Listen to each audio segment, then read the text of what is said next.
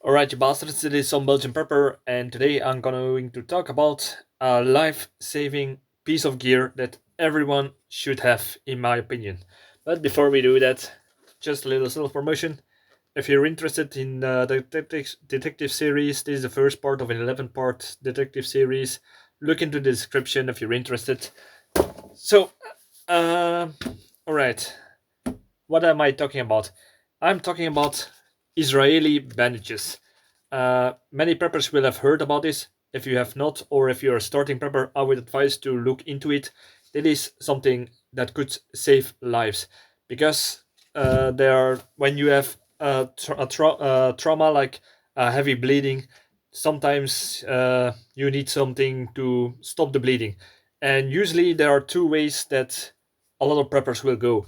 The first way is just some quick bandages that you can open it and put pressure on the wound, or try to put it around the wound so that there will be some form of pressure onto the wound that it will start to clot.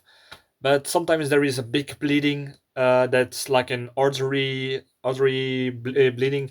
So usually when people go to that is with a tourniquet. A tourniquet is something that will cut off the blood flow to the parts, the limb, usually a limb or a leg where there is a heavy bleeding, and that could could be cut off with help of these, something that you put around above the wound towards the heart, and that you start to, like this thing, start to twist it so the blood flow will stop in case you get hit in your arm. But there, with Israeli bandages, will this will be stopping the problem by combining the two. Actually, is the bandages and the tourniquet into one. So what is this? I will show you within a minute, but first I want to tell to you, get one of these while you still can. There are a lot of benefits about Israeli bandages. The first thing is they're usually in a sterile packages, so yeah, that's already a good thing, because if you have a wound somewhere outside, you're full of dirt, mud, or something else that could affect the wound, and you're going to put some clean bandages on it. That's always better. That it will be that will dirt will not get into the wound and will start to infect. So that's a very good first good thing. The second thing is it's in a sturdy, compact, vacuum packed package, like you can see usually, and that's also very good because if you're going to put it in your EDC bag, your bug out bag, on your body, like what I like to do is, if you have a backpack, I'm gonna show you with this. If you have a backpack like this, you can put it on this with some straps or a piece of elastic onto the shoulder pit, and there it could be retrieved quickly in case you are going into a territory where it could be dangerous, like you get attacked or there's a possibility of traps. Some brushes where you cut yourself onto. So that's something that is also very handy about this. It's easy to open. If you can see, there is a notch around here, so you just open it, take it out, and yeah, boom, you have it out. uh, Comes with very handy instructions. This is also the reason why I make this video, because even though some people will read these instructions, which are very, very simple, I have seen some people make a mistake with this by putting the bandages, the Israeli bandages, not well around the wound while they were testing it out. So that's something that you really, really need to know. So practice, buy one. I would say buy two, and try to practice with the first one, so you get a little feeling on how you should use it, and train with it a little bit. So that's also a good thing. Two more advantages are uh, that is uh, that is fully made out of cloth and a piece of how do you say this, plastic. So actually two pieces of plastic, and these are very important. But the thing is, if you these bandages are handy for long-term survival, because you can boil these and reuse them after you have used them for a wound. But like I said before, you have to boil them first. You have to clean them, disinfect them, and preferably put them into a vacuum package again. So after you decontaminated it, so it's very handy for reusing it because bandages like this, you put it on a wound, and usually it's just made for put it on and throw it away afterwards. Israeli bandages you could possibly reuse again. Another benefit is the Israeli bandages comes in several sizes. This is what I like to call a medium size. I think it's 6 inches. There are smaller versions that are even smaller than this. I would say take one of each, or take especially the middle sizes. There is also a large Israeli bandages, and those are for hemorrhages in the belly area. So that's very good because these are very large. You can put them onto your torso area, around the body, around the shoulder, and it will put pressure around the wound that is inflicted somewhere around the torso. So yeah, that could be life saving till to get you stable until you can get to professional help, because that's also a part about this.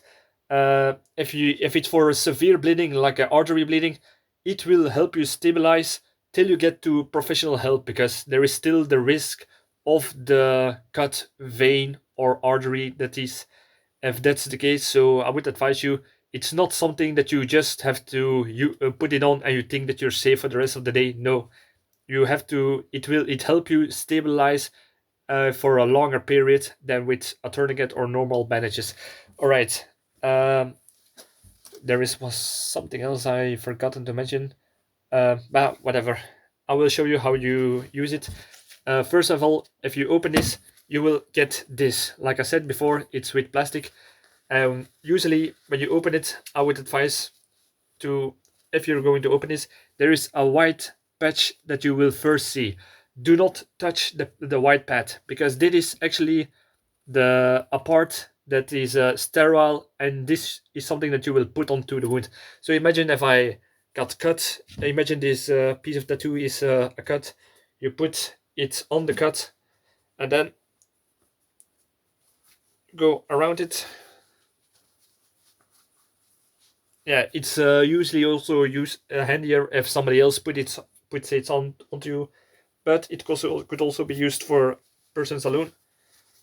Yeah, it is also because I already rolled it out, so it's a little bit annoying to use it like this.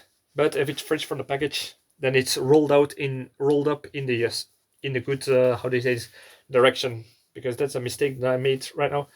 So if you put it around the wound, the white patch, it's around the wound, and you see this piece of plastic there, you will put the bandages in the middle of it. Like you can see, it's now around inside of the piece of plastic, and what you want to do is you keep going around it. Oh yeah, that's already a fuck up for me. That is also the reason why you should be very carefully when reusing it, because I made a mistake by rolling it up in a way that is a little bit, how do you say this, uneasy, because I done this video before but the video failed and I had to redo this. So that's the reason why this is being a little bit annoying at this moment. But the first time you open this, it will usually go like a swing, because the piece of white patch is connected with a small piece of wire that can break the moment that you start your first roll, and from that point it should be very easily. Going around again. Yeah, that's also, like you can see the problem. It's now starting to get a little bit tangled because I did not roll it up good enough, but I can assure you it's usually better than this.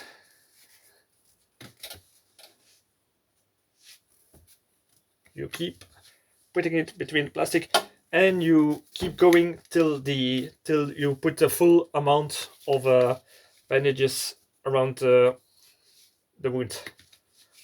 And on the end you will see you have this piece of plastic, and this last piece of plastic will go around make sure that you put the last one very tight.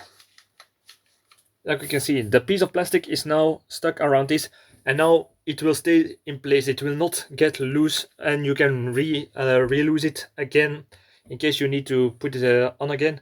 So yeah, this is now I can feel the full pressure. As you can see, the blood flow is also cut off mostly. If you can see it around my hand, around the veins, and that means that it's working as a tourniquet, and I can feel immense pressure on this piece where the wound supposedly be. So yeah, that's being good pressure right now, and now I should find some medical help before there could be some internal damage by I using it too much because of the artery bleeding. But in case of a normal bleeding where it's not an artery, you can let it be a little bit, let sit on it a little bit longer, or you have to loosen it after a while a little bit in case when the blood has been clot and there is less danger that it will reopen again. So yeah, I would say I'm not a medical expert, but that is the way you're supposed to use it. And if there are many, if there is somebody who has more experience with this, leave in the comments some tips and hints about some things that people should watch out for. Perhaps it's something that I did not mention in the video or that I'm not aware of. So please let it know in the video. And yeah, it is. Like you can see, my hand is already starting to change color because the blood flow, it starts to get a little bit numb, so it's working really good. All right, so I would advise get some Israeli bandages. It's a very important piece of survival. I would say get a few if you buy them right now if you can, because there could be some problems in the future with it will be very expensive to get it. It's usually made only in Israel, and yeah, there could be some shipment problems if you're going to use it on order it online in the near future, because there is something going on in the world and it will not be good. So get them while you can. And another thing you need to watch out for, sometimes these get sold by the military because their expiring date is above, and that's not really a problem because it's in good packaging. That's usually something that to make sure that it's not being worn out by putting it into a stockpile, that there is not some damage on to the packaging by moving it around, or to from responsibility claims for the for the company that makes them, so to get to wash their hands. So even I would advise get a few that are perhaps a little bit about almost to their expiration date. It's not really that big of a deal and they will be cheaper then. But yeah, get a few of these. This is a very good thing that you can do for your survival gear. And I'm going to stop right now because my hand is starting to feel very, very, very numb. All right, so subscribe if you have any tips or that you can do with this. Otherwise, other things that I have not mentioned yet, leave them in the comments. Subscribe, all that good stuff. Watch in the description for my book if you're interested. And yeah, see you in the next video. Cheers.